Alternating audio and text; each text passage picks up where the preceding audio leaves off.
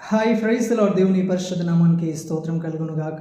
ఈరోజు దేవుని వాగ్దానము మత్తయి సువార్త 7వ అధ్యాయము 7వ వచనము, అడుగుడి మీకు ఇవ్వబడును. ఆమేన్, హల్లెలూయా. ప్రభువైన యేసయ్య అంటున్నాడు ఏంటంటే, ఎవరైతే ఆయన నామంలో ప్రార్థించేవారుగా ఉంటారో, ఎవరైతే ఆయన నామంలో ఏదైనా వారి అవసరతలు ఉన్నప్పుడు, అక్కర్లో ఉన్నప్పుడు, ఏదైనా ఒక అద్భుతమును కానీ, స్వస్థతను కానీ, విడుదలను కానీ ఏదైనా సరే మనం అడిగినట్లయితే ఆయన దయచేసే దేవుడుగా ఉన్నాడంట. అయితే మనం ఏమడగాలి?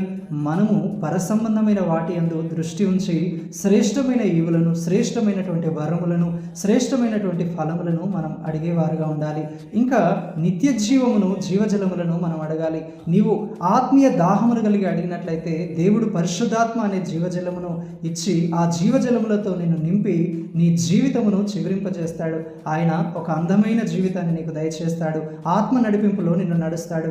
అపవాది కార్యములలో, లోకాశల్లో నీవు తొట్టిల్లకుండా, పడిపోకుండా దేవుని యొక్క చిత్తమును నెరవేరుస్తూ ఆయన మార్గంలో నడిచినట్లుగా ఈ పరిశుద్ధాత్మ దేవుడు నిన్ను నడిపిస్తాడు. అంత మాత్రం కాదు, దేవుని నామ మహిమార్థమై నీ హృదయము సంతృప్తి చెందు నిమిత్తము, ఆయన చేసిన మేళ్ళు ఉపకారములను బట్టి ఆయన యందు నీవు ఆనందించు నిమిత్తము, నీవు అడిగినప్పుడు, నీవు ప్రార్థించినప్పుడు, నీ అవసరతను బట్టి, నీ అక్కరను బట్టి నువ్వు దేవుని యొద్దకు వెళ్ళి, అయ్యా నాకు ఇది అవసరం, నీ చిత్తమైతే నాకు దయచేయమని నువ్వు ప్రార్థించినప్పుడు దేవుడు ప్రతిదీ నీకు దయచేయవాడై ఉన్నాడు.